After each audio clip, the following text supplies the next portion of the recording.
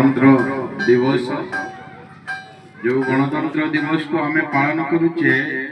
या संविधान दिवस कह जाए। आज दिन में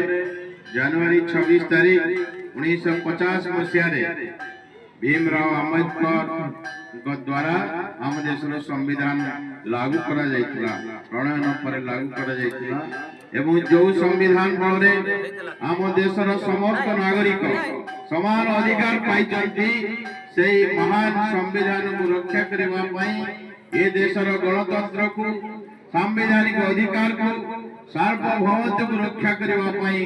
आज देशर जनसाधारण महा आडंबर रे गणतंत्र दिवस को पालन करते। गणतंत्र दिवस अवसर में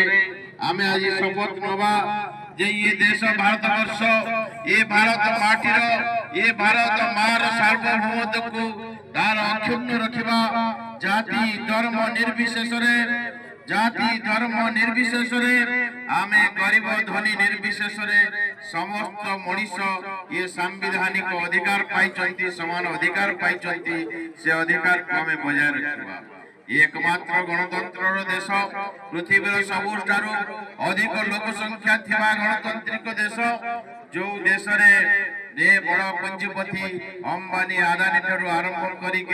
टाटा बिरला पर्यंत जो अधिकार पाई नागरिकत्व अधिकार जड़े गरीब श्रेणीर लोक आदिवासी लोक से समान अधिकार पाई गणतंत्र अधिकार भोट देवार अधिकार एवं ये गणतंत्र रक्षा करिवार दायित्व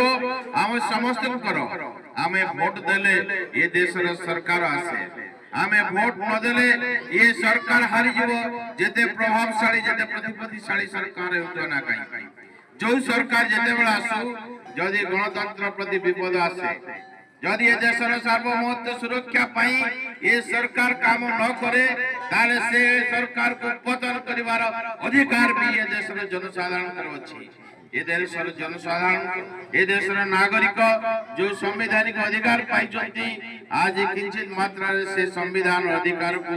ये सरकार कौनसी न कौनसी बाटारे व्यवहार निजस्व भाव व्यवहार करने चाहूँ। आज देश जो देश हजार हजार वर्ष धरिक ब्रिटिश सरकार 200 वर्ष शासन करथिला मुगल माने 800 वर्ष शासन करथिले किंतु ये देशर सार्वभौमत्व केबे बिगड़ी नथिला किंतु किछि लोक किछि नेस्त स्वार्थ लोक आज जाति जाति नारे ब्राह्मण करण आदिवासी हरिजन नारे विभेद सृष्टि करूछन्ति। आज किछि लोक किछि धर्मांध लोक